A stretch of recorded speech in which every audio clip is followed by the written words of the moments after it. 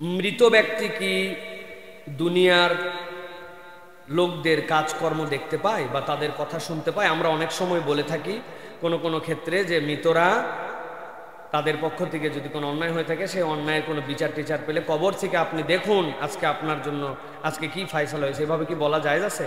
প্রিয় ভাইয়েরা, প্রথম বিষয় হচ্ছে যে কবরে যারা চলে যান, কোরআন সুন্নাহ এবং আহলে সুন্নাত ওয়াল জামাতের আকীদা অনুযায়ী, কোরআনের আয়াতের বর্ণনা অনুযায়ী কবরে যাওয়ার পরে কবরবাসী আর শুনতে পায় না।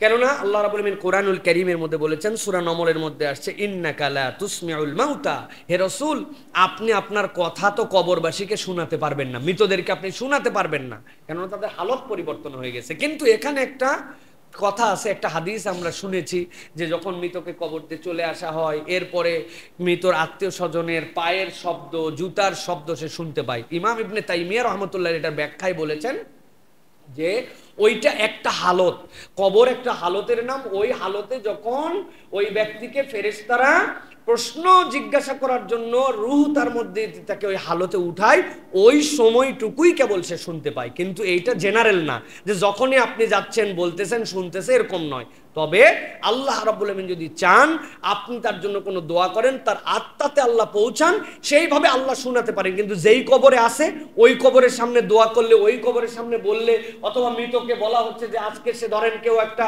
হত্যা হয়ে গেছে, এরপরে তার বিচার হয়েছে, বিচারে সকলে খুশি হয়েছে, এই খুশিটা কবরে সে দেখতে পাচ্ছে, বিষয়টা এরকম নয়। ওইটা একটা হালত যেটা কবরে প্রশ্নোত্তরের সময় শুনতে পায়, আর বাকি সময়টুকু আল্লাহ তার রুহানি ভাবে যদি তাকে জানান সেটা হালত। কিন্তু কবরে যে আছে ওই কবরেই সব দেখতেছে অথবা কবর থেকে শুনতেছে, এটা আহলে সুন্নাত ওয়াল জামাতের আকীদা নয়। আশা করি আপনার উত্তর পেয়েছেন।